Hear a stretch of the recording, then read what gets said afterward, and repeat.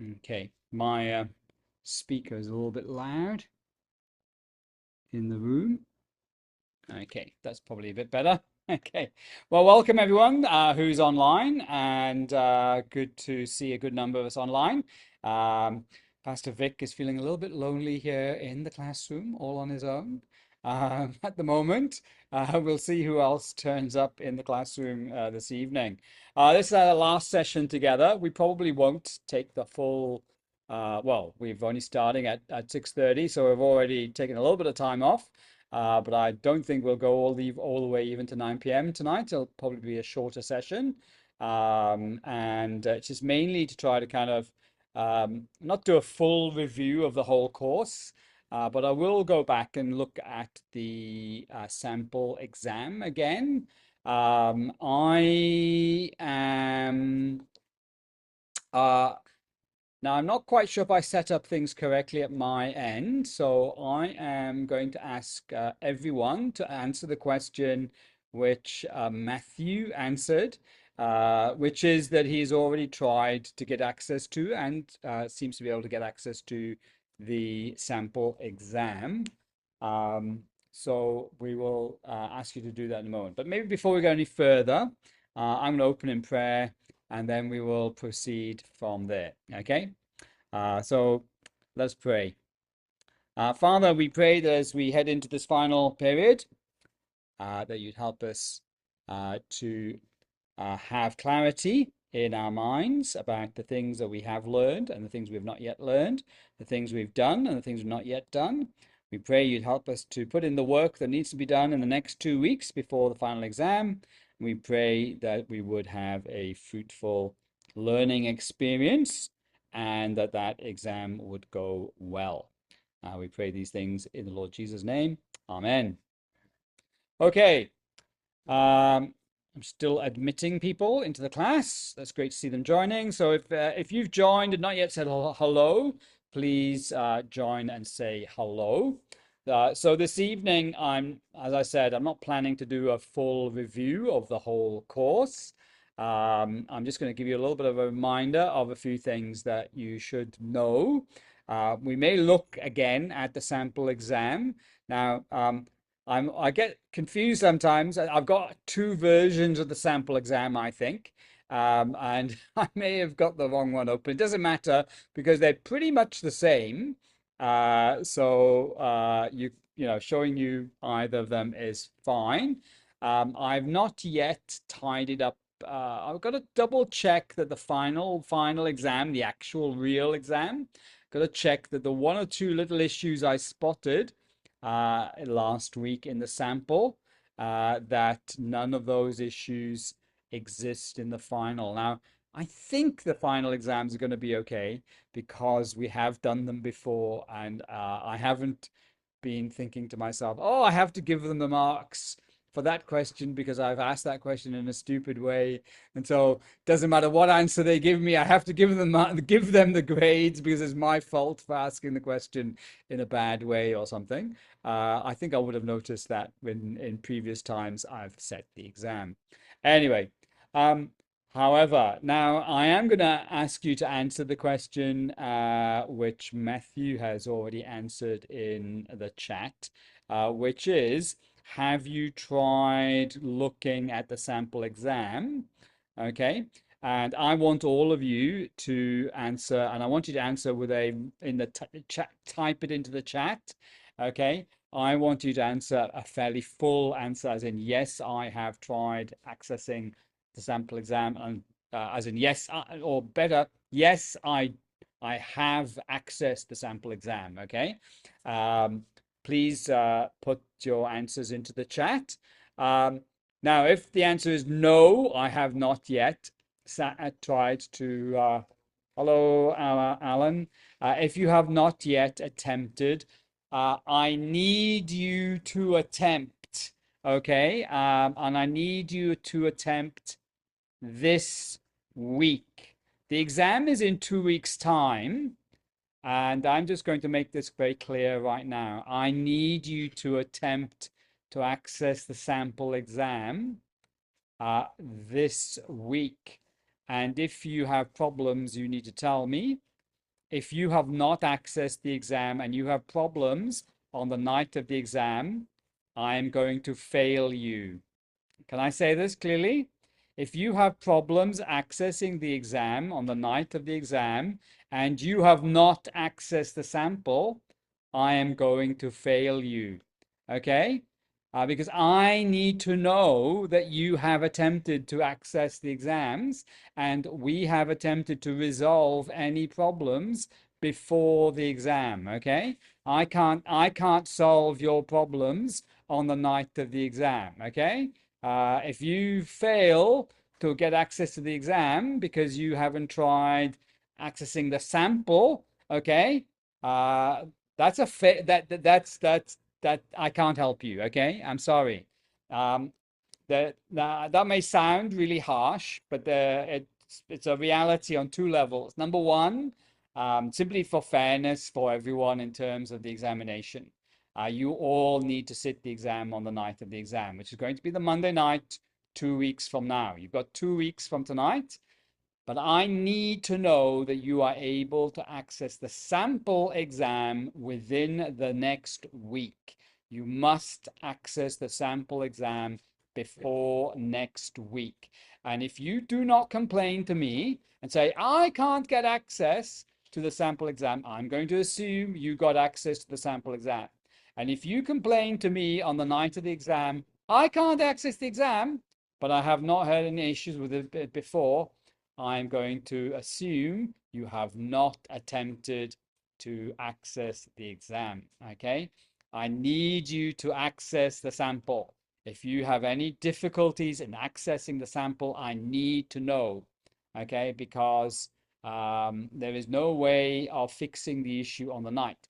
The second, and the first reason is because of fairness. Second reason I can't fix it on the night is because I'm leaving the Philippines, and leaving means packing up your house, removing things from the property, donating things to people, selling things to people. All that. It's a very, very crazy, busy time. Okay. I do not have time for nonsense. Okay. I am deadly serious. Okay. People are smiling in the classroom. Okay. But I am totally deadly serious. I'm simply going to fail you if you try to just say, oh, I could access the exam. Okay, you need to access the sample exam. And if you have any difficulties doing so, I need to know by next Monday. If I don't hear from you, I have to assume you are able to access the exam without any problem, the sample exam without any problem. Therefore, you should be able to access the real exam without any problem. Okay, that's how it works. We have to iron out problems with accessing the exam during the next sort of 10 days. Okay. I don't have time to muck around with these things on the 1st of December, which is when you're doing the exam. I need to know you can access the exam. I'm saying this very loudly and very clearly right now. You need to access the sample exam and you need to let me know you have accessed it and had a look at it. I need to know that. You need to message me. Probably the best way for us to do that is in the group chat. We can all publicly message in the group chat that you have done so, or tonight. If you have already done so before tonight, do so tonight. I expect to hear from all of you. If I do not hear from you, I assume you have not tried. And if you fail to access the exam on the night of the exam, I'm sorry. I'm going to say you have not attempted to do what I asked you to do, and I'm going to fail you. Okay? I, it is a difficult time from my point of view. Right at the moment, I'm not in the office. I have lots of things going on. I'm going up to Luzon next week, not next week, this week on Thursday. I'm going up to Luzon for 4 or 5 days. I'm speaking at a conference and doing other things. I don't have time to fix everybody's issues at the last minute. You need to access the sample exam and you need to tell me you have done so, and you need to tell me if you have any difficulty doing so. Okay? You must do so within the next week. Anybody who fails to do so, I'm simply going to fail you if you have difficulty on the night of accessing the actual exam. Understood? Okay. I'm saying it very loud and clearly, just so you hear very clearly what I'm saying. Okay. Uh, in the chat, if you have already accessed the sample, okay, if you have already accessed the sample exam and you've already been able to see it, please let me know. I'm getting a message, for instance, from Junaldi saying he's signed up for access and he's waiting for approval. That's fine. That's good. Okay, that's something I can sort out. If any of you other of you have signed up and you're waiting for approval, that's the message you've got from Jotform. Then let me know. Okay, that's what needs to happen. You can let me know tonight in the chat right now, or you can let me know in the group chat. Okay, and let's do that. Okay, so uh, now, the sample exam, you don't have to have done all your assignments. All you need to do to see the sample exam is just go and see the sample exam. It doesn't matter. The sample exam, you just get to see what's there, okay? And that's the important thing, okay? And it also proves to me that the system is working for you. But I'm not going to accept the excuse on the night of the exam, I couldn't get the simple. Okay, I'm getting Conrad also telling me he's signed up and waiting, and so is Kenneth and so forth. I suspect this is a last minute rush, and I'm going to get lots of please give access emails coming to me very soon. Okay, I want us all to know that we can access this successfully. Okay.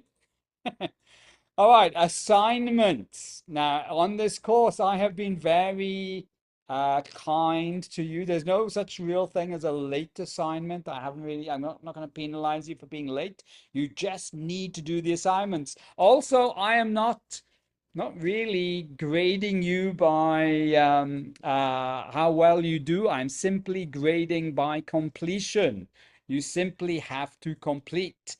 Completion is showing me a screenshot of the relevant Morling College lesson and the relevant Morling College quiz or translation exercise. And it simply shows very clearly that you have submitted and got a grade back. You don't even, I'm not really too worried about the grade. All I need to see is that you submit into the KTS Moodle a screenshot that you get by, or maybe you take a photograph with your camera if you can't work out how to do a screenshot. And every year I have a student who's always needs to use their camera to take the screenshot. Okay. I need to see that you have completed the assignments. Okay. Each assignment completed, you'll get full marks, even if you don't get full marks in the translation, or even if you don't get full marks in the vocabulary quiz. I'm not grading you by the grade the Morling course gives you. I'm simply grading you on completion, as in you just simply need to complete the the assignment, okay? Even if you don't do that well, you just need to complete it. Now, there is going to be a final deadline for all of them, and the final deadline for all of them is going to be the day before. That's November the 30th, okay? So you still have almost 2 weeks, just under 2 weeks, to complete all the Morling assignments, okay? Um, uh, you just need to do them before you go into the exam. So before you enter the exam, you need to have done all of those assignments. Now, like I said, I will simply give you the full grade simply for completing it. If you do not submit, then you get 0. If you submit, you get 100% for that particular assignment. Okay, it's as simple as that. They're easy grades in a sense, and you just need to work through the assignments. So please make sure you submit all that. Now, I'm going to say the next thing quite loudly and clearly as well. I am not going to chase you. I am not going to chase you. Again, I am leaving the country in a few weeks' time. I've got a lot of things I have to do. It is also not my responsibility to chase you, to make sure that you have put in your assignments.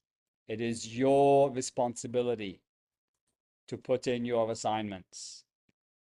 Now, I don't know what Filipino profs may do in different seminaries or colleges or universities you may have been in the past. Um, I am not necessarily saying I will do the same thing in every course that I teach, but in general, it is not my responsibility to chase you. Sometimes, out of the kindness of my heart, I may chase some students, okay, sometimes.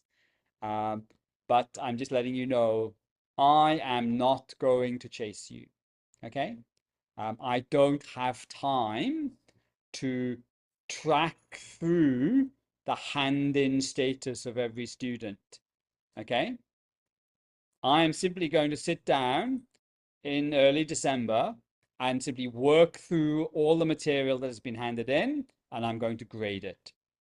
And that is it, okay? Now I'm sounding a little bit mean and nasty, so I'll put on a big smile while I'm being mean and nasty, okay? I simply can't afford the time to chase you. You are all grown-up men and women. None of you are infants. None of you are teenagers. Uh, all of you uh, have been at KTS long enough to know how the Moodle works and all those sort of things. You simply need to submit all your work. So any work that's missing by the time you're sitting the exam, and if you haven't worked out how to sit the exam, I'm just the reason I'm being merciless is I just can't afford the time to chase you. And that's the way it is. Not just in the Greek language, but also when it comes to grading and everything, okay? You just need to do the work, you need to hand it in, you need to sit the exam, and it's that simple, okay? So please do that work. Thank you, okay? Um,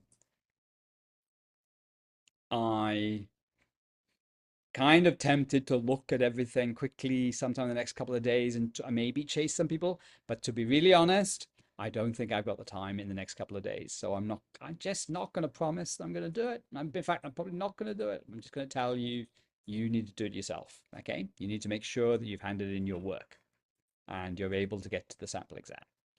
Okay. Okay, enough. Me being the lecturing, well, not like I was the lecturing lecturer, but as in, I'm not just preaching at you, telling you, to get your work done and handed in. Enough of that for tonight, but I hope I've been really loud and clear, and you have heard that message very clearly. And there are certain times when, yes, we will try our hardest to chase you and all that kind of thing. I'm just not in the position to do it at the moment. And I'm sorry that that's how it is, but that is how it is. And you need to get things in. Okay. All right. And if there are difficulties, the answer is talk to me sooner rather than later. Talk to me sooner rather than later. Uh, the later you come to talk to me, the less merciful I will want to be. I might not even be able to be merciful because I may simply not be in a position to help. I'm simply going to say, sorry. uh, Yeah, Junal is telling everyone where it is. It is in week 12. There is a very clear place in week 12 where you just click the button and you might need to click the button a second time. It should take you to the sample exam. Okay. And thanks, Junal, for pointing that out. Okay. And by the way, the last mauling assignments, like the week 16 or 17, or maybe 17 and 18, I do want you to do them, but I have not asking you even to submit them. Okay? So, you just go and do it, and I'm just trusting you that you're going to do it. Okay? I'm not even asking you to put in, to show that you've completed it. Uh, I'm just giving you a little bit of um, space there. Now, when it comes to grading, like I said, when it comes to grading, I am going to be much more merciful than the computer. And if you give me work, if you give me something to work with, I am grace itself, okay? But I have to have something. I have to have something to work with. If I don't have anything to work with, I can't do anything about it. Okay? I'm going to give zeros if there's nothing to work with. And that's is especially true with the exam. Now, with some parts of the exam, you have to give me something because the way the computer works, you have to make a choice, A, B, C, or D, or you click the button one way or the other. Um, and a couple of places you have to enter stuff. Please enter some kind of answer everywhere. Even if you're guessing completely or just I've almost no idea, but I'll try to put something in. Please do so. Okay? Because the more material I have to work with, the more grace I can give. Okay? It's a little bit Catholic, uh, rather than, full-blown Reformation grace. Okay? But the more you give me to work with, the more I'm able to to work with and give you something. Okay? And I want to be generous. Okay?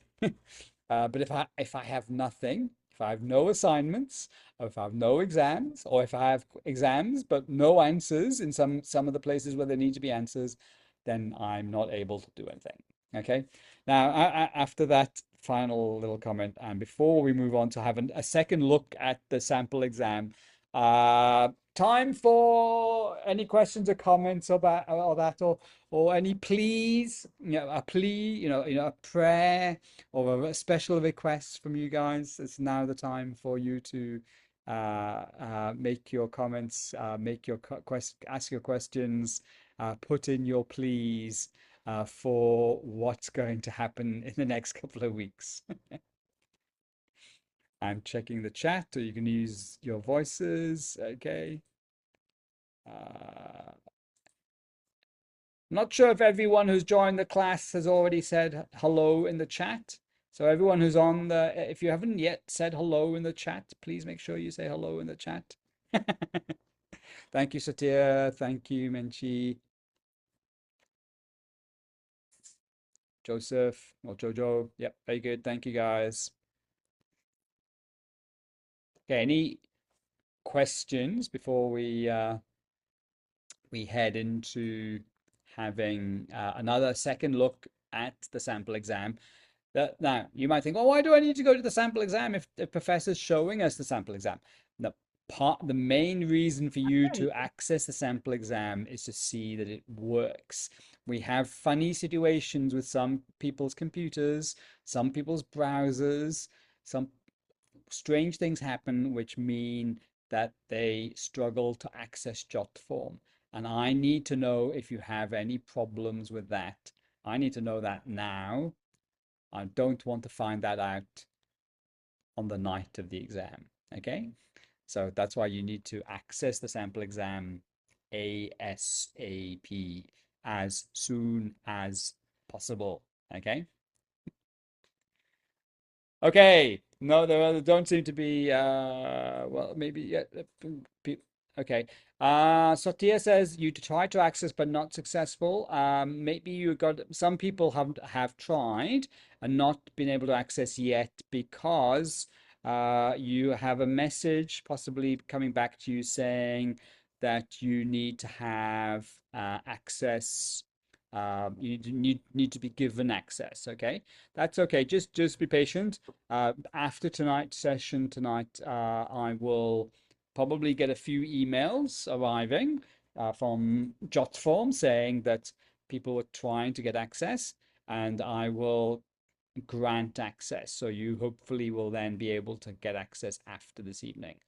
If there are ongoing issues with access, then we need to talk about that over the next couple of days using the Messenger group chat, or you can direct message me privately.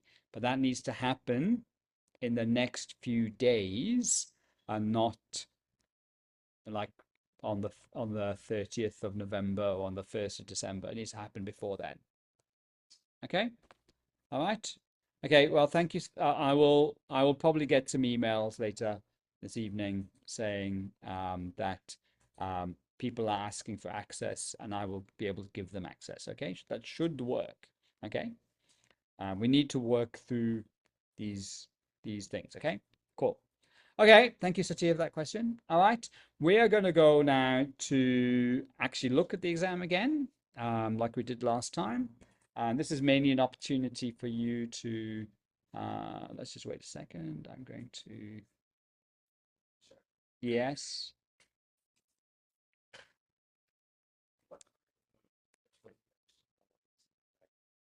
sorry.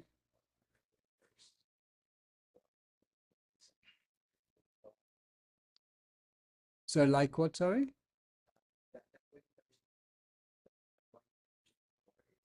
Yes, yes.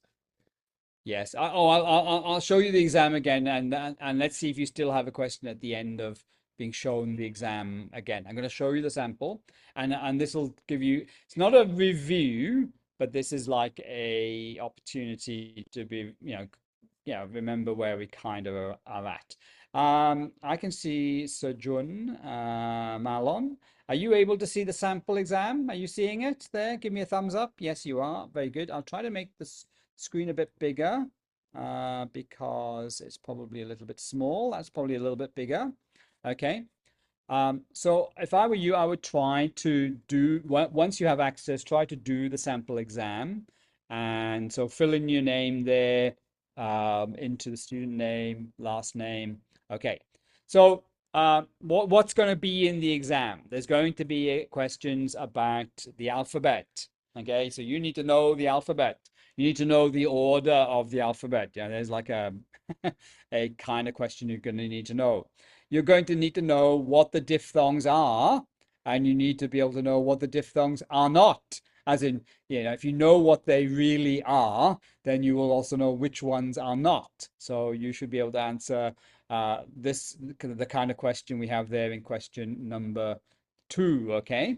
Um, there are very few questions I can ask about punctuation because there is very little punctuation to know about. In fact, of the punctuation marks, there are 4 of them. 2 of them are identical to what they are in English and in Cebuano. That's the period mark and the comma. They're exactly the same. And there's just the colon, which is different, and the question mark, which is different. You do need to know the kind of sounds that letters make. And so you should know that there are short vowels and long vowels. Now, there's only a couple of long vowels, which are, when you look at the writing, you know that's a long vowel. And you even know the name of one of them just gives it away, Omicron and Omega micron and mega. One of them is small, the other one is big. Okay. Um, and so there's a question about the sounds. Now, all of these kinds of questions are really from the first week or the second week. They're very early on in the course, and you should know what they are. Okay. Um, I do expect you to know vocabulary, and there is quite a bit of vocabulary that is built up by the time we get to lesson 19. Okay. Um, and there will be a page where I will expect you to put in an answer. You'll have to type in English the translation for the vocabulary items. Now, some of these vocabulary items are going to be relatively easy. And what I mean by easy ones is they're early ones in the course and they're very common words. And there'll be some which may be a little bit harder, but they're all in your vocabularies, okay? So I'm not going to ask you any question that is not found in the vocabularies that you have already been given in weeks 1 to sorry, let's use the Morling College vocabulary. Uh, lessons 1 to 18. I think we've only got as far as lesson 18. Or did we do 19? That's as far as we have got, okay? I have this sort of style of question, but as we noticed last week, I'm going to make this slightly smaller, so it makes it easier to see the whole question. The whole question is there. It says complete the pattern below, and there you have a pattern. But as you notice, there's a question mark, question mark, question mark in one of the slots. It goes ho, to, then it's question mark, question mark, question mark, and then ton. Hoi, ton, tois, tus. Okay. Now, as somebody spotted last week, this is the wrong order. This is not the order you have learnt them in. So that my mistake, I shouldn't have put this in the sample. I should have put it in the order you've learnt it. The order you will have learnt it is ho, ton, tu, and then we should have the question mark, question mark, question mark, okay? And then hoi, tus, ton, tois, okay? But then the actual part of the question where you answer it is the bit at the bottom. It says there, the missing element from the pattern for the article shown above is, and you have to pick, is it tais, is it te, or is it to? Okay? And you're going to have to select the correct answer that fills in the pattern. Does that kind of make sense? Now, just in case you any confusion about patterns, you should be learning or should know the pattern for the article. Ho, which is the masculine, he, the feminine, to, the neuter. You should be learning the patterns for logos, that's the masculine pattern. For ergon, that's the neuter pattern. For arche, doxa, and hemera, those are the 3 very regular feminine patterns. Okay, and at the same time, you should also know autos, aute, auton. Okay, or was it auto? Auto, sorry, auto. Okay, because these are the regular patterns that you should be learning. They're all related to each other. They've all been in our material since lesson number 8 and lesson number 9. Okay, so we should have had them a while now. Okay, those are the noun and personal pronoun patterns. And the other patterns you're learning are the verb patterns. Now, so that's, logo, loges, loge, log, logumen, logamen, logete, logusen, okay? And you should also know the future. So that's with the sneaky sigma.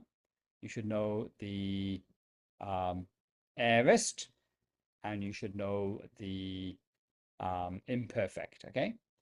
And you should, part of those patterns also involves, but they're kind of patterns, is the imperative, the command form, and there is the infinitive, which in the notes is called the mood, but I just prefer to just call it the infinitive. Or there is also the participle, and that we just looked at the participle last week, okay? And you don't have to learn very much for the infinitive or the participle. It's pretty limited how much you had to learn. It was a very limited amount of pattern, okay? I'm not going to ask a lot of these patterns. I'm not going to ask you to write them out. As in, you're not going to have to write out a pattern. The style of question is going to be just like what I have here. You're going to see a pattern. I'm going to create a gap in the pattern with question marks, and you are simply going to have to pick an option as to which one fits the pattern. And you should be able to, most of you should be able to do that. The patterns for the nouns and the article and the pronoun are all in lesson 8 and 9 of the Morling course material, okay? And the patterns for the verbs, they're in a few different places, but there's a summary of the pattern of the verb you need to know. I think it's in, I did actually say somewhere sometime last week where it was. It's around about lesson 15 or 16, somewhere around there. It's towards the end of what we've done. There is like a summary sheet of the pattern of the verb, and you need to know that pattern, okay? All right. So far, just styles of questions. Just knowing your way around the alphabet, knowing what the diphthongs are, knowing what the punctuation is, knowing what sounds or how long the sound is. Okay, that's all really week 1, week 2 at most. Lessons 1, 2, 3, 4 at most of the Morling course. Uh, the Greek word ballo is translated by, that's knowing your vocabulary, and that goes all the way through to lesson. I've now forgotten whether we went to 18 or 19. Don't worry, I'm not going to go too far. I will double check how far we got. It'll be the same as what we did in our notes in our Moodle. It'll go only as far as lesson 18 if we only went to lesson. I think we went to 19. I went to lesson 19. That was participles.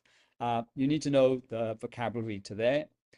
Completing the pattern, like I just said, check the patterns that are in lesson 8 and 9. And also the verb pattern that's given to us. I've forgotten for a moment where it is. I think it's in lesson 16 or 17 or something like that. That's where you need to go. Okay. Then you're going to get a question like this. The best translation of En Christo is, and these are going to be usually phrases. They're not just going to be, there may be 1 or 2 individual words, but most of them are going to be short phrases, like what is the best translation of En Christo? And what you have is that you have a set of options, and you're just going to have to pick the best option. Okay, so I'm going to make this a bit bigger again because it makes it easier for you guys to see what's going on. Okay, you'll get an option, and you simply have to pick the best option. Now, just for you to know, with questions like this,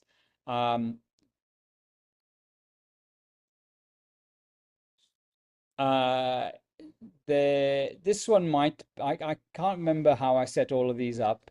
There are answers which are 100% correct, and they will get all the marks. There are sometimes other answers which are in the list which are close to being correct, and I will be giving you grades even for them. While this one actually, there's one answer here which is basically completely wrong. And you're going to get, if you pick that one, I'm not giving you any marks. If you pick most of the others, you're going to get something. If you pick the absolutely right one, you'll get all the marks. So in this one, for instance, okay, if you picked on the Christ, uh, that's incorrect. You've got the wrong preposition for on. It's n. N is definitely in. So any of the in answers are going to get at least like half a mark. Okay. All right. Now, if you pick in Christ, that the last option, you're going to get full marks. Okay. If you pick on the Christ, you're probably going to get no marks. Okay. But if you pick in the Christ or in a Christ, I'm probably going to give you at least half marks. Okay. All right. So that kind of, if you want to understand how gracious I am, that's kind of the level of grace. Okay. All right. Okay. There's going to be quite a lot of these questions. So question 7, there in the real exam, there will be quite a lot of these questions. And some of them will be longer than the phrase. In fact, I think 1 or 2 of them may be the length of a short sentence. And what you're going to have to do is you're going to have to look at the answers I give, and you're going to have to pick the best translation that you think is in the options. So I'm going to give you 2 or 3 or 4 options for each one, But generally, I'm not going to give you two options. I'm generally going to give you four options. You're going to have to pick the best one. Some of these, the best translation of questions are going to be short phrases like this one, en Christo. Some of them are going to be quite a bit longer phrases, and some of them are going to be short sentences. The last question, the last page of the exam is going to be just like this. Now, actually, this example, we showed it last week, but I just realized this example is actually slightly harder than we can expect to do because it has echetai in it, which is a form of verb you have not learned. Okay, when I did this sample exam originally, the class I did that exam with, they had got maybe we'd done one or two more lessons further than you guys are going to do. So that's why echetai is in there. If you're looking at echetai and you're going, I don't know what that is, that's okay because you're not expected to. And in the real exam, I will not give you an echetai, okay? That verb is not going to appear, and that kind of ending, this etai ending, that kind of ending is not going to appear because I do not expect you to know it for this exam, okay? It's in the sample paper because this sample paper was originally made for another group about 4 years ago, and they got a little bit further than we got this time in this version of the course. Okay, I showed you this last week, and I'd forgotten that we'd not got quite that far. So some of you may be going, I don't know what echetai is. Yeah, don't worry, you don't. It you won't get a question with echetai in it or something like it because you haven't got quite that far. It's the next lesson, I think, lesson 20. And we haven't done lesson 20. So there won't be ones like this in the exam. But there will be questions like question 8. There will be in fact, there'll be at least two of them. I think it's two, not three. There will be two of them. And these questions will be exactly like this. They will be in like 4 short sentences. And the 4 short sentences, I will be nice to you and I will print them out in this sort of style. So you'll be able to you'll be able to tell that you've got 4 short sentences.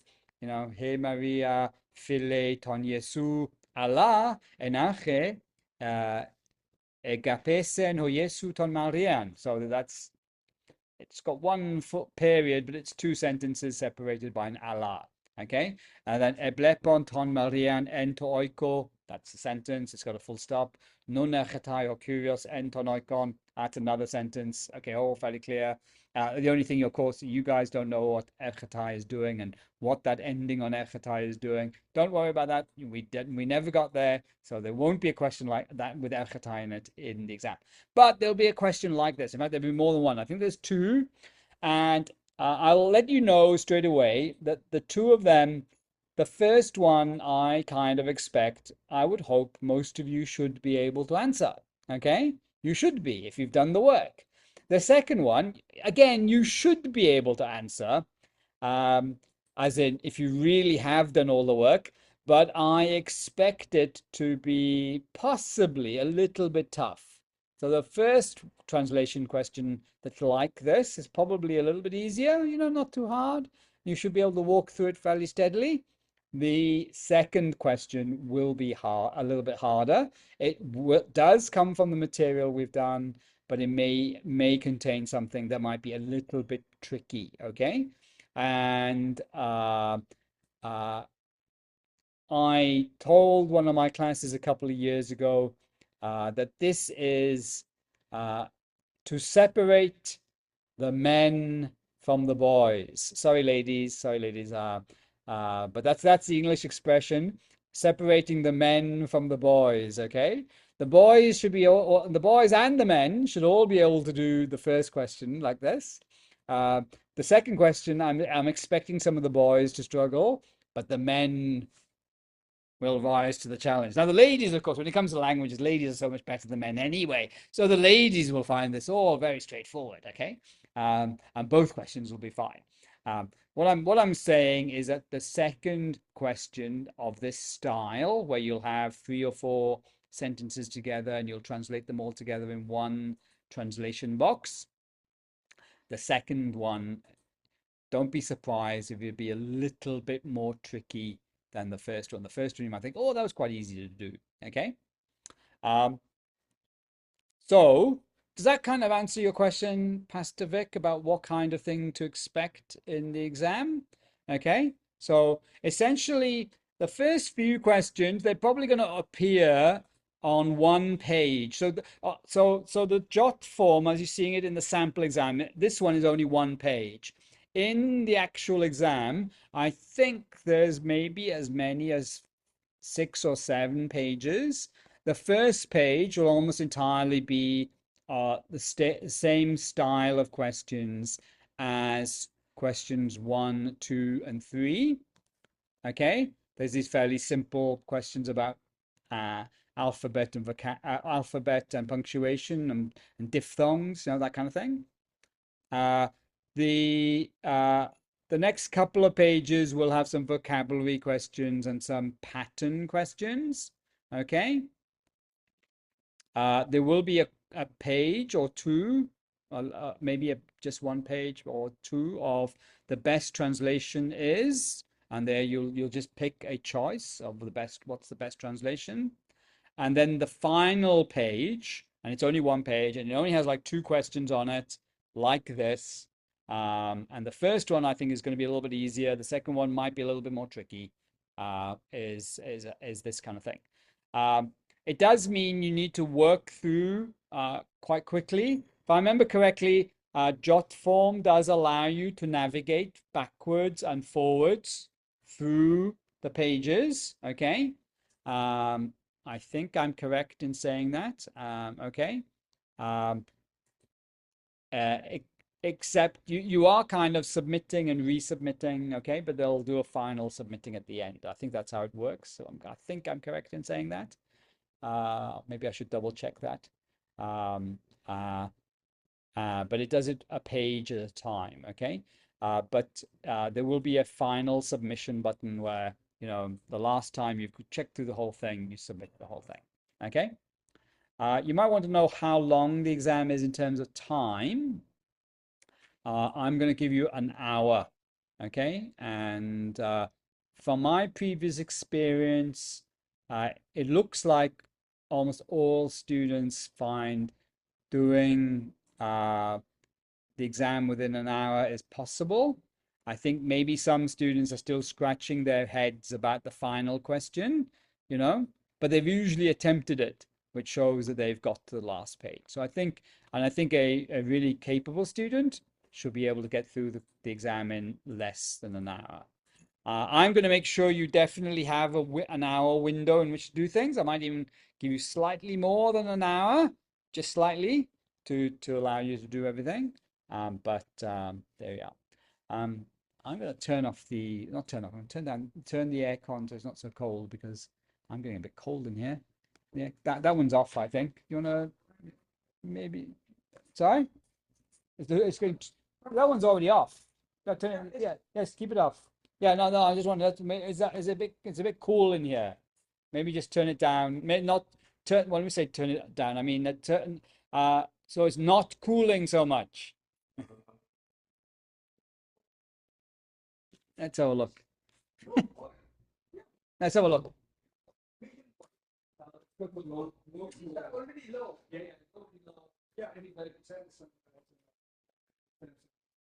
This is coolest.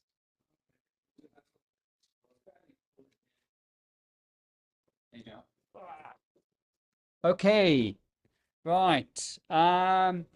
Questions or comments at this point about the exam, what I just showed you? Any further questions about this? I'm looking in the chat.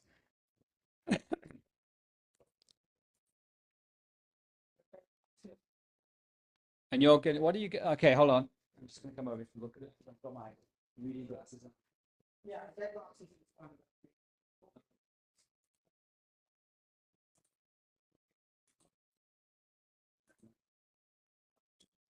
Okay.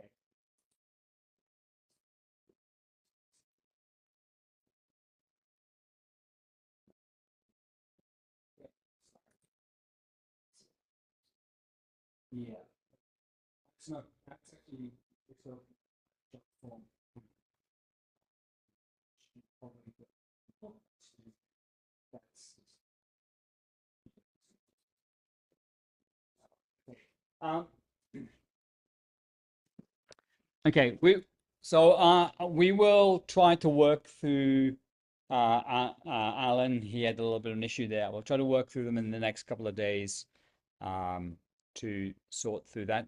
I need all of you to like we've already said, yeah, I need all of you to try to access the sample exam and try to do the sample exam and communicate with me that you've done it or not done it, or you could or couldn't get access or whatever. Please do so in the next few days. In fact, I'm probably going to put it in the Moodle. Please do it before the weekend, okay?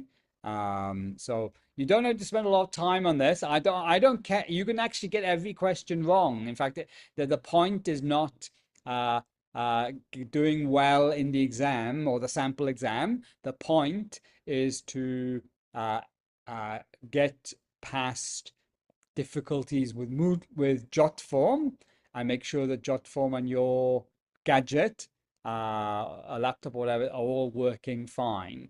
Um, we usually find that for various reasons, issues come up. We usually sort them out, but the way to sort them out is to access the sample exam and try to do it. And once we get past that, we usually then find that the exam itself is fine because we've worked out how everything works for our gadget, and you've got used to using it. Okay. Um, are there questions or comments?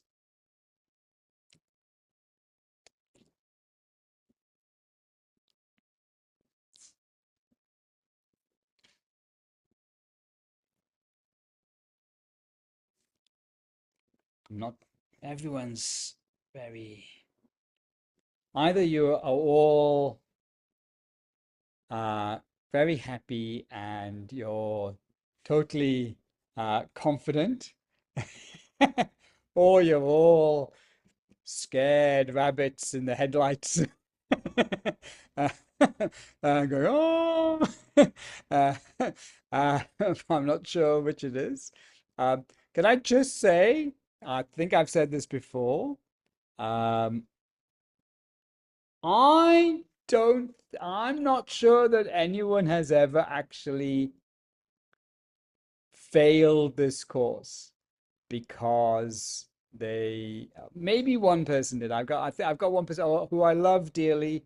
I have a slight suspicion there was one person who I do actually appreciate. In fact, I was looking at an old video of a Greek course from a couple of years back, and they were there, and I was thinking, yeah, I'm not sure if they passed. But pretty much everyone gets through this, okay? The only thing that's going to be a barrier for any of you, possibly, is you just don't submit material. Okay. I don't know how many times I need to say this, but I just have to say it. Just make sure you have submitted all the assignments and you do the exam. And if you do those things, and yes, you do need to revise. Look, yes, you do need to go through the material. You do need to try to memorize vocabulary stuff. You do need to do these things. Okay. But you should, even if you're still struggling a bit and finding one or two things a bit awkward, you probably do fine in the exam. Yes, you won't get everything perfect. You will realize, oh, you made mistakes, and you might think you made lots and lots of mistakes. But remember, so long as you give me something to work with, you have a gracious grader. Okay? So long as you give me something to work with, I am a gracious grader. Okay? But I do need to have stuff to work with. Doesn't seem like anyone has got much questions left to ask. Okay? Okay. I want to maybe move on to talk about Greek 2 and life after Greek 1 and Greek 2, okay? You might be all going, oh, why are we talking about Greek 2, okay? But we do need to talk about it right now, okay? So let's talk about Greek 2, all right? You should have been told and you should have heard by now that we really expect you to do Greek 2, okay? Do Greek 1 and then do Greek 2, okay? And to do them in sequence this semester and next semester. Please, please, please do Greek 2 next semester. I'll be teaching Greek 2. Please make sure you do it, okay? Um, uh, that's the expectation, okay? So please don't leave a gap between Greek 1 and Greek 2 if at all possible. And the reason for that is that Greek 2 will be very, very difficult.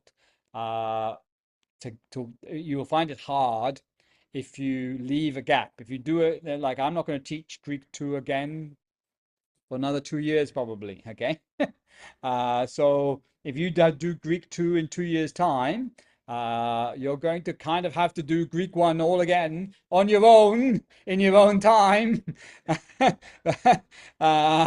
just to be able to do Greek 2, okay?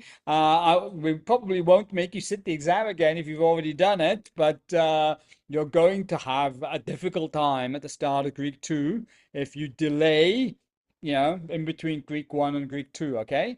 We do Greek 1 and 2 in first semester and then second semester of the academic year.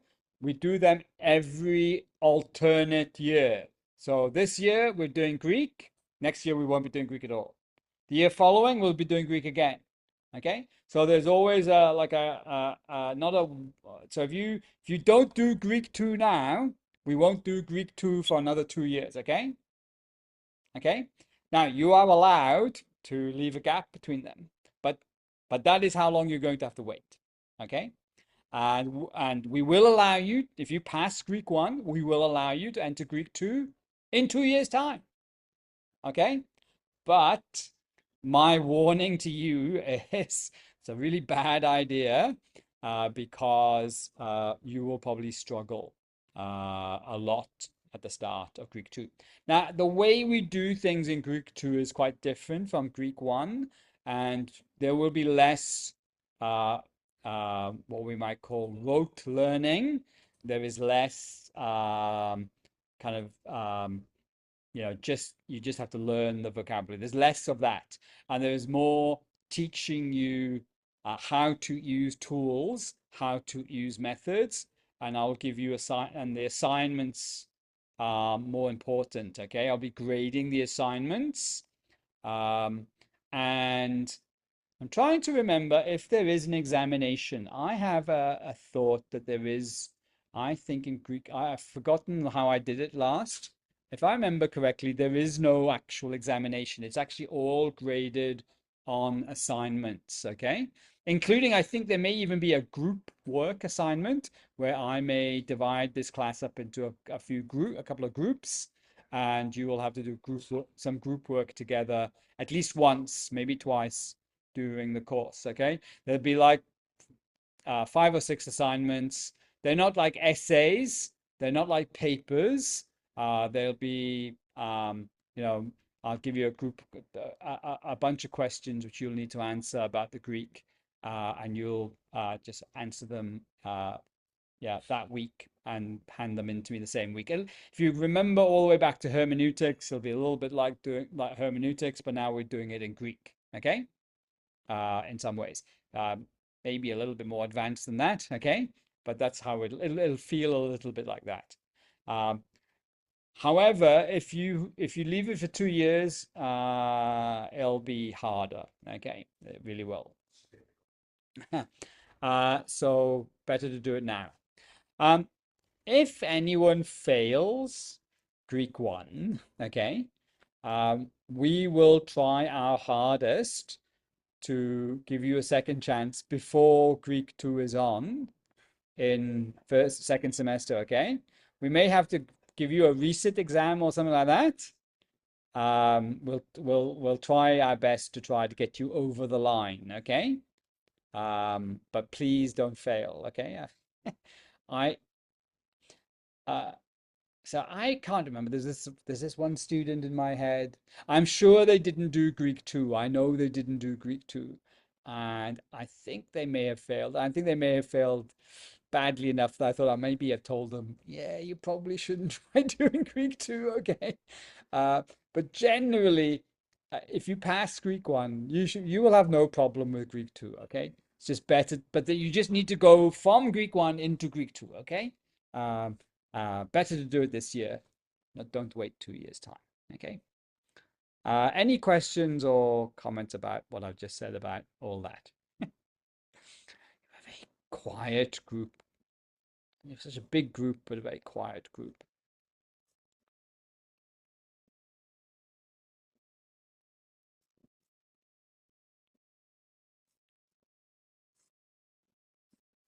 Okay. Um, I am just going to say some last things now about where next if you did not um, continue with Greek 2, or even if you're going to go do Greek 2, kind of trying to set up some expectations about learning more Greek. I don't know how some of you are feeling about Greek. I think in most classes, most groups, there are a big group of students who think, okay, Greek is kind of interesting, but I'm finding it a bit hard, and I can't really see myself doing more of this in the future. Okay, I will do it for the sake of the MDiv. Okay, and I will do Greek 1 and I will do Greek 2, but that's it. Okay, there's usually a big big or maybe not big, but quite a number of students will feel like that. And okay, I understand that. I understand that's where you might be feeling. Okay. There may be some students thinking, oh, what we're doing in Greek 1 and what we will do in Greek 2, oh, this is fun, this is good, and I can see myself using it in the future. And that group, well, often is not small. There'll be a number of students like that, and who can see how they can use it in maybe their capstone project, or if they did a thesis, or if they're doing New Testament 2 or whatever, they might think about using their Greek a little bit as they've learned it in Greek 1 and Greek 2. Okay? Uh, there may be one or two students in a group this size. It's usually only one or two students who really, really want to go a lot further than we have got. Okay. And can I just say that what we have covered in Greek 1 is kind of on an acceptable amount of work for one semester. And it's maybe a little bit on the low side, okay? We haven't gone as far. Some seminaries will try to push a little bit further and a little bit harder in first semester, okay? Sometimes, okay? Uh, with Greek 2, our focus is going to be on using tools and methods and helping you being able to use tools and methods, which even if you kind of forget a lot of your Greek, but you'll know enough about Greek and you'll know enough about these tools and you'll know enough about these methods that you'll be able to keep on using them even if you've become quite forgetful and you don't remember even where all your notes are. You'll just know, okay, I understand what this commentary is saying, or I understand how to use Step Bible or other things to make some sense of what's happening with the Greek. Okay, you'll be able to make intelligent use of the Greek in the future. That's kind of where we're aiming for with Greek 2. You'll be able to make intelligent use of commentaries and works that talk about the Greek. Okay? That's where we aim to get you. We are not aiming to get you to the point where you are fluently reading Greek easily. Okay? The point is that actually almost all of you have the ability, because actually the ability question is not that hard. The main problem is some of you don't have the capacity. What I mean by the capacity is that you just don't have time and energy in between maybe your job or your ministry, your family, and other things to be able to put the time into Greek. You simply don't have capacity. Ability is not the question for most people. Learning languages actually does not require huge amounts of intelligence. Learning languages usually requires lots of time. Okay? That's the usual issue. It's time and discipline. Okay. Um, and I'm not going to say you don't have the discipline. I'm not going to say that. Okay. But many of you, I understand, we don't have the time. Now, in a uh, ATS, Asian Theological, no, not ATS, ATA, Asian Theological Association accredited course, and in a CHED recognized course, we're working in a course like Greek 1 and Greek 2 with about 120 hours. So that means Greek 1 plus Greek 2, if you did a lot of work, you'd only have done 200, 250 hours of Greek, okay? Now, just to give you a little bit of an idea, learning a language that is quite similar to your own language requires a minimum of about 400 plus hours of work. Okay? That's learning a language that's quite similar to your own. Learning a language which is quite distant from yours in a number of different ways, in terms of vocabulary, grammatical structure, maybe even the script, you're usually talking about 1,000 hours of work. Okay? And a language that's really difficult, and we're talking about something like Arabic or Chinese or especially Japanese. Japanese is the famous example. You're often looking at 2,000 hours of work. Now, 2,000 hours of work, that's like working hard at it for like a couple of years, where you're spending many hours a day for a couple of years, okay? Now, Greek is actually more at the level of somewhere between 400 to 1,000 hours of work, okay? So if you really want to learn how to read Greek, you are basically committing yourself to maybe an hour a day for a year or two. That's what you would need to do. And there are courses out there on the internet for free. There are tools and methods out there on the internet. You don't even have to pay for them. Some of them, there are ones which are paid or whatever. But the level of commitment that you really need to be putting in to be able to get to the point where you can read the New Testament comfortably, you're talking about at least an hour a day for a minimum of 1 year, I would say minimum. Okay? And most people would need more than an hour a day, and it'll take them up to about 2 years to get to a point where they're really comfortable. Now, you may get comfortable enough to be able to read something like the first letter of John and the second letter of John. Much of John's gospel, you may feel like you're getting to the point where you can actually comfortably understand quite a lot of what's being said, maybe even almost feel like you're pretty much reading it. Even if you listen to the recordings that are available online, and I talked about some recordings that are available online, you possibly get to that stage quite a bit faster than 1 year, maybe even only after 6 months of doing about 1 hour a day. When I say 1 hour a day, I'm not counting Sunday. Maybe I'm not even counting Saturday. Maybe that's like a 5 day week. We do it an hour a day. You probably by the middle of the year, after about 6 months, you'll find that you'll understand quite a lot of what's going on in John and in one John. But to get to the point where you're looking at Romans or most of Paul's letters, you're definitely looking at more than a year of an hour a day. And Hebrews and parts of 2 Corinthians, part 1 Peter, a couple of other places. Yeah, you're definitely looking at a couple of years of at least an hour a day. Yeah, now, honestly, I don't expect this of most of you. You're probably not interested in doing this. This is not where you're heading.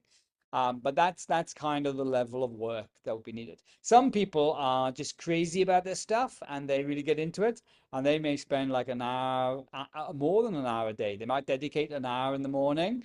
They may get up really early, or they may stay up an extra hour in the evening, and also at other points in the day, where they've got a bit of free time, they go and have a look at their Greek New Testament, and they do some work. They listen to a YouTube or whatever. They're putting in the work, and they make great progress. Okay, and honestly, if you have you've got dedicated study time or something, um, you can make huge progress in Greek, like if you had a few months, and you like got 3 or 4 hours a day at some point, whatever, you can make really big progress. Okay. Um, so it is possible, but we only do a maximum of about, if you do all the work, spend all the time you should in theory be spending, you'll have spent only about 200 hours or maybe 250 hours max between Greek 1 and Greek 2. If you add them together, that's all the time you spent. So you will have not got to the stage where you're really able to read even fairly basic parts of the New Testament easily. Now our course, the Greek 2 course, what it does, it allows you to be able to use a tool like Step Bible and similar tools, and understand what they're talking about intelligently. Okay. And you'll be able to read a commentary, a more scholarly or more academic commentary. And when they say things about the Greek, you'll be able to kind of understand what they're talking about and be able to say, oh, yeah, okay, that makes sense. I see what they're saying. You should also be hearing in Greek 2, you'll hear some warnings from me about um, things people say from the pulpit, especially, and also say maybe in some popular commentaries, which are just nonsense. Okay. I will be warning you about uh, fake Greek in the pulpit. There's a lot of it around. Okay. I will want to be discouraging you from participating in fake Greek in the pulpit. And there were one or two beloved Bible teachers online, or maybe their commentaries you read and other things, who sometimes they do it without realizing. Other times, well, almost all of them are doing it without realizing. Okay, they had either had bad teachers, or they were forgetful after they left seminary, and they keep on saying things which are uh, not very helpful. There are a few things which are said so often from the pulpit about Greek. Some of these things I will try to help you see and understand during Greek 2, and warn you away from them. Okay? Um, but positively, I'll be teaching you how to be able to use, even though you will not be a fluent reader of, what I mean by that, you might be able to make the sounds quite fluently. In fact, some of you should be at that stage even now, where you can look at a Greek text and you can make the sounds quite fluently. And that's actually a really good skill to have. And that's a good foundation for the future. In fact, in terms of the sound of Greek, we've done a bit of work in this course already, and you should be able to just read, make the sounds quite well at this stage. Okay. It's more a question of just being able to very quickly recognize the vocabulary, very quickly recognize the grammar. That will just take a lot more time than we have available. But what Greek 2 will do for you is it'll take a lot of the basic information you have now in Greek 1 and give you a little bit of, okay, what does this mean? And what difference does this make to my interpretation? It will also allow you to be able to use a tool like Step Bible, Blue Letter Bible, Bible Hub, other tools, and just say when they provide you with information about the Greek, it will give you tools on how to use that information intelligently and warn you against uh, um, common mistakes, which are often made by people who don't really know Greek that well. Okay, so that's kind of where we're going with Greek 2. Okay, and that's what we'll be doing in semester 2. So it's basically a tools and methods based course, helping us to learn how to use good tools and methods that are easily accessible to us, and to avoid making some very common mistakes, which are often made in the pulpit by preachers, even good ones, even ones who learned Greek pretty well, even ones that sometimes are made by people who generally know Greek very, very well, but occasionally they've just forgotten one or two little details and they repeat things which people often repeat. But I'll point them out. Okay. So I hope that gives you a bit of an idea where we're going. So that I think is opportunity for any final questions or comments. So basically at this stage, please, please, please, and that's my nice way of saying do it or die. Okay. Make sure you try to get access to the sample exam and try the sample exam. You should not care whether you know the answers or not. The important thing is accessing the exam in jot form and being able to just put in, doesn't matter what the answers are, just put in anything, even nonsense answers, but just that you are able to see that you can access a jot form exam and you can submit it. Okay. Please do that in the next few days. Please, please, please. Do it or die, I think is the less nice way of saying it. I will, please make sure you complete all your assignments. And I think they basically only really go up to lesson 15 or 16. Please complete all your assignments, the mauling assignments, and upload a screenshot or a photograph of your completed assignment. There's usually a little message at the end of each assignment in the mauling course. Either take a screenshot of that or take a photograph of it, upload that into the KTS Moodle, and those should all be done by the 30th of November, which is the day before the exam. It's just under 2 weeks away from now. I think it's a Sunday. By the end of that day, by midnight of that day, you should have submitted all of those. I am grading those simply on the basis of completion. If you don't submit, 0. If you submit, 100%. Okay? Remember, the pass mark is 76, I think. So you need to have put in at least 75% of those assignments to pass. Okay? They need to be in. Okay? Um, okay. I'm just seeing message. Thank you, Richard, for that message. I'll try to look in to see what's going on. Okay.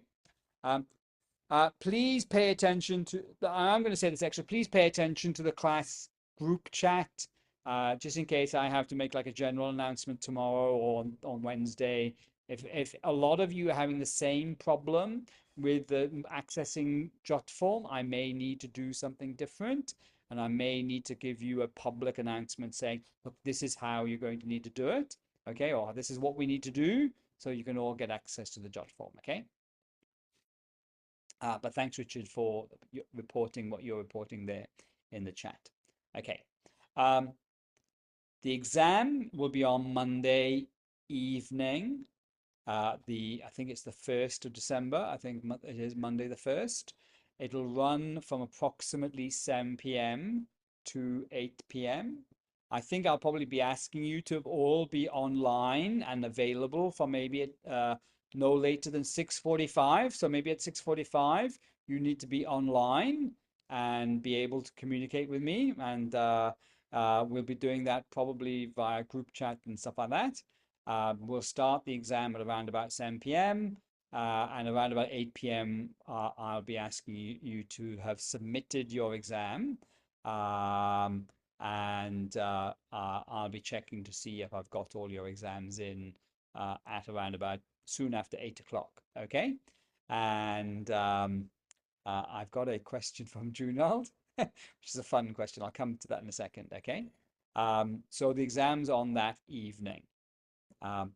So while I'm going to be strict about you handing work in and doing the exam, and please enter answers into every question box, every drop-down menu, every hit the button, every fill in the box. Please put something in. As a grader, I am kind and generous, but I have to have something to work with. Okay. Oh, I don't remember. Like I just said, it's about 5 or 6 pages. So the exam the sample exam is a single page. Now now that page is actually quite a long page. So I think most pages will be about half the length of that, but there'll be about 5 or 6 of them. But the way the pages work is that all the questions similar to question one, two, and three are on the first page. All the questions like question four and five, they're all on the next page.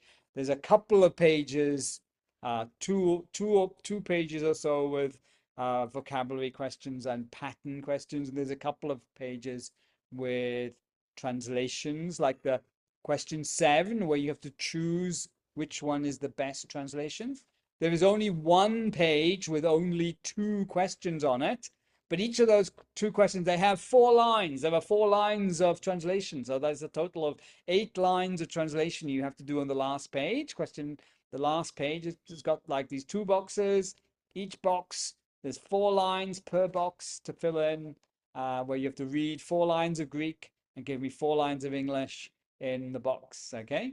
Uh, uh, in the past, students have not been complaining about um, timing. They have struggled sometimes. Okay, they know. Oh, I just didn't know that. Oh, I couldn't remember that. Yeah, that. Yeah. Okay. All right. I'm going to answer Junal's question because he has asked a question. Just a fun question. Is it plausible that the Apostle Peter could have acquired proficiency in Koine Greek by the time he wrote 1 Peter?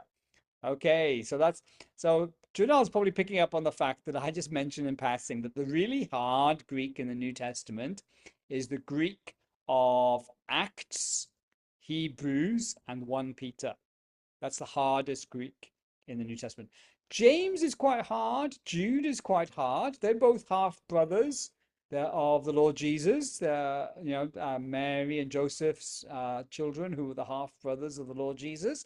Their Greek is fairly sophisticated. So that suggests that people up in Galilee could get pretty good Greek under their belts. Some people say, oh, Peter was a little, simple fisherman.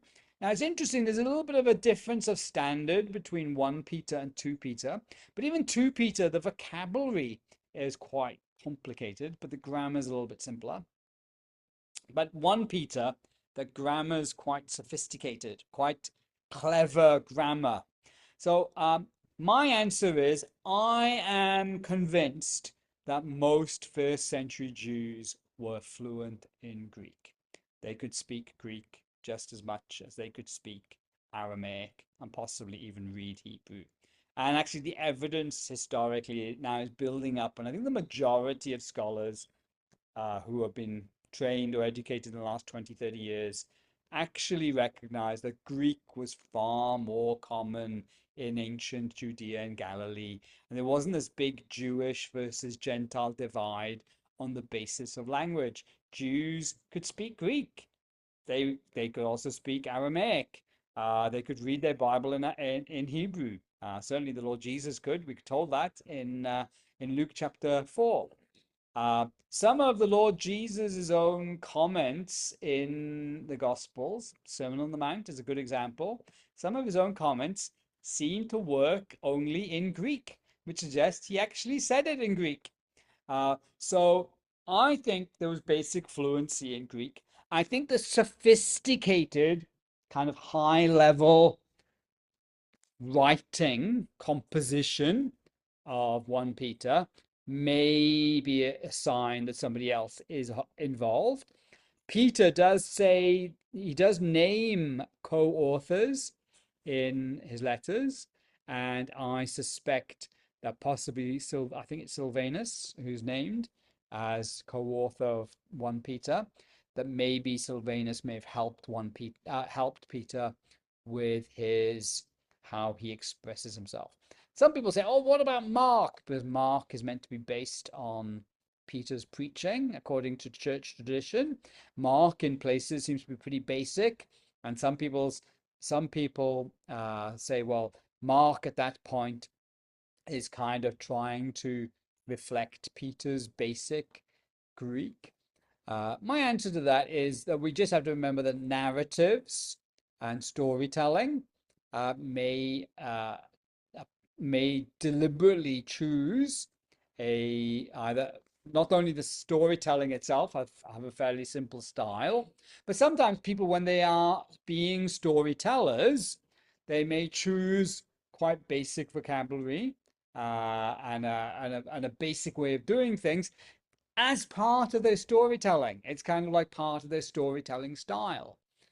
So the fact that you have, on the one hand, maybe Peter's preaching and storytelling behind Mark, and also Peter's thinking and Peter's way of expressing himself behind 1 Peter, the differences in the level of Greek are partly to do with possibly the way Mark and the way Sylvanus wrote Greek, and also partly to do with the genre. Remember that word from hermeneutics?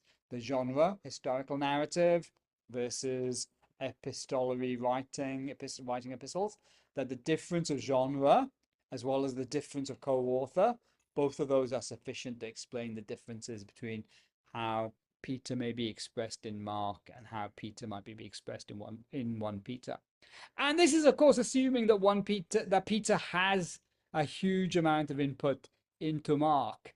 Um, I think he had, but maybe we're overestimating just how much, shall we say, creative input Peter had to Mark. Maybe Mark really is based on Mark's own recollection of what Peter taught. So maybe Mark explains, as in John Mark, the author of Mark, that who he is and his style of doing things, maybe that explains why Mark is the way Mark is, yeah? Rather than us blaming Peter. Peter may have had more sophisticated Greek than we imagine. Okay, that was a long answer, but there you go. Um, Yes, but that's a kind of question that becomes interesting to look into when we know enough Greek. Okay. Okay, that's enough of that kind of question. Okay, well, I hope you're all fairly clear. That you got 2 weeks left to finish off the Morning College requirements. You really need to be putting in the time. I think there are easy marks to be gained, but there are a limited number of marks to be gained from the questions about alphabet and diphthongs and punctuation. I can't ask you hundreds of questions about those things, but there's only a limited number of questions that can be asked about them. There will be questions about vocabulary.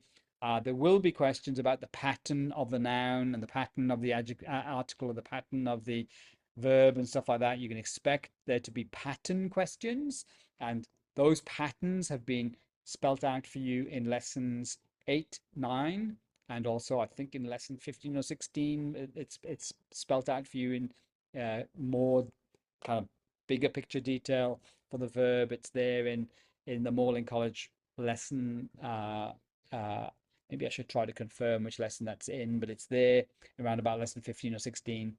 And you are going to need to translate. And you should, I have spelt out the translation technique in the notes for last week, I think, or maybe the week before, where I've kind of stepped through the whole kind of, you know, check that it's a question. Look for the nominative if it's there. Look for the verb if it's there. Then, the nominative is the subject, the verb is the verb, and everything else kind of flows on from that. Okay? That's the very simplistic and basic way of talking about the translation technique. Okay? I think that's enough for tonight. If that's okay. Pastor Vic is saying yeah, he's got enough. He's had enough. Okay, he's happy. It was great. That's good. If everyone else is fairly happy with things, sorry, I'm trying to change the stuff. John Mark is happy. He's got a nice smiley, not smiley, heart going up there. Okay. Well, best fortune to you all. Best of luck to you. Okay, in a couple of weeks' time. So we will all be online together on Monday night, the 1st of December. I'll send you reminders in the group chat. Be good to be available from about 6:45 onwards. We'll probably run the exam from about 7 onwards for 1 hour and go on from there. I'm one extra thing to say. I am sorry, I probably won't grade the exam as quickly as I do sometimes. Some years I grade the exam like the next day or within like 2 or 3 days. Um, but that's for two reasons. This class is one of the biggest classes we've taught, so there's more of you, so it takes a bit longer. But also, that week is the week that I'm finally packing up the house. Finally, and I've got to be out of the house. I'm probably going to be grading the exam a week or two later. There's going to be a bit of a gap, but I will get the grades back to you. I might actually be in Australia by the time I actually get to grade your exams. Uh, if there is any problem, like uh, one of you failed your exam or something, we will try get back to you quickly enough that we can try to give you a second bite to the cherry, because we are keen to get you through and keen to get you on to Greek 2. Okay? Hope that's all good. So I'm going to say farewell. Farewell. Go well and Thank see you. you. Okay. Thank you, sir. Hey, bye bye. Thank you so much, Thank you, sir. Okay. Flo. Thank you so much, Bye-bye. everyone. Bye bye. Good to Thank hear from you. you. Okay. Bye-bye. I'm going to shut off the recording now. See you. Bye-bye.